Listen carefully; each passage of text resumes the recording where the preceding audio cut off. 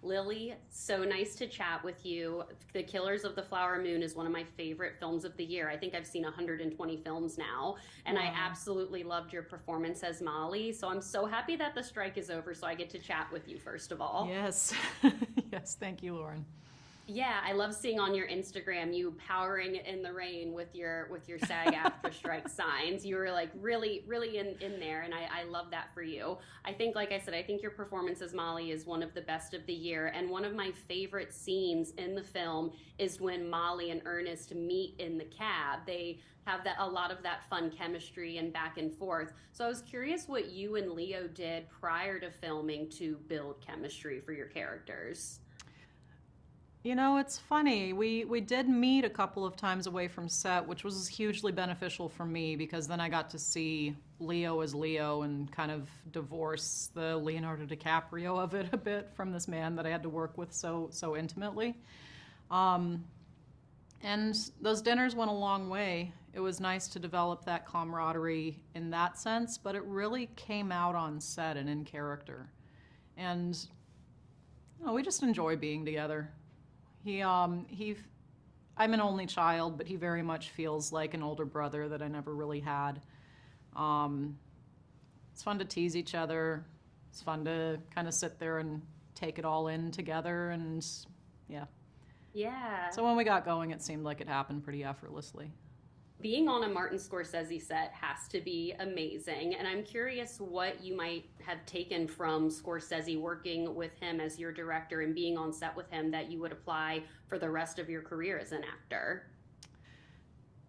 You know, I really appreciate how Marty, every scene is different. Some scenes he has a very clear idea for, walks in, has an immaculate shot list, and knows exactly how to go in and get it.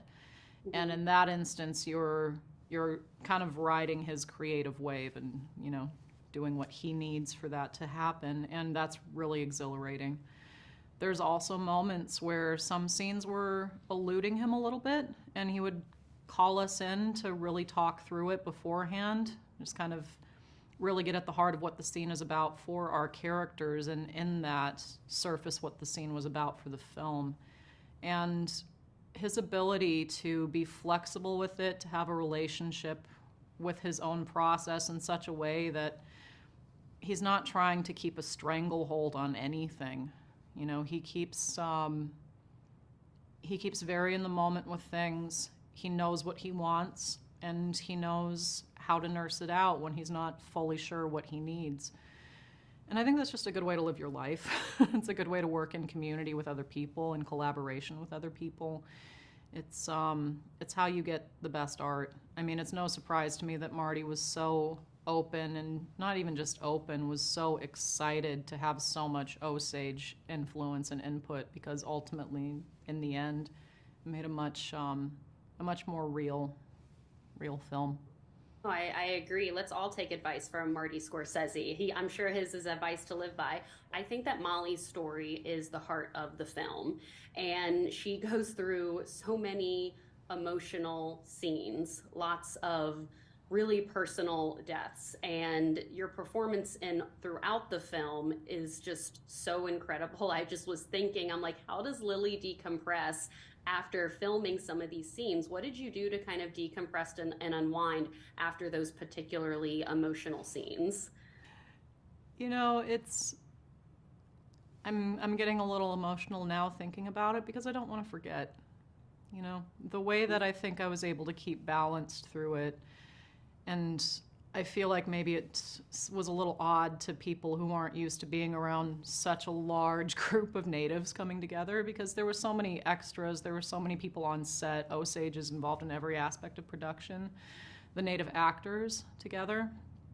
In between these takes, I mean, the moment where we're watching their mother leaving this earth, her ancestors coming to receive her, in between each take, me, Janae, and Tantu were just cackling, just busting out laughing the whole time, as was everybody around us. And then when the cameras were on, something about that, something about how precious it is when our community comes together and we share our humor with each other. it keeps the stakes high, because that's the tragedy of what was being taken, of what was being lost. And you feel in one moment such joy for being here together, doing this exciting, wonderful thing. You're enjoying each other's wry little comments. You're laughing at like the irony of the whole situation together. And then you turn it on and you realize these are the people you love most being taken from you. And that definitely sustained me. And we need decompression, but that's always found in community, and it's found in speaking truth about all of this and never forgetting. These are ancestors not very far removed. Families are still emotional about losing grandparents that they never met, but they see how it affected their parents to lose them at such a young age. It's I think it's okay to not fully leave it behind. No, I think that's a wonderful way of putting it. And I love that there were so many Native people like around in the production and stuff as well. I think that that's really, really cool. It made Lily, all the difference. it does make all the difference, yes, especially in between takes. I'm glad that you found humor there as well. Lily, they are wrapping me. Again, congratulations to you, and I'm wishing you all the best this award season. I can't wait for more people to see your performance when it comes out on Apple TV Plus as well. But definitely recommend seeing it in a theater, because Yes. it was a 5 out of 5 for me, and I feel like that's the best way to see it. Thank you, Lauren. That means a lot. Thank you, Lily. Thank you so much. Have a wonderful one. You too. Bye.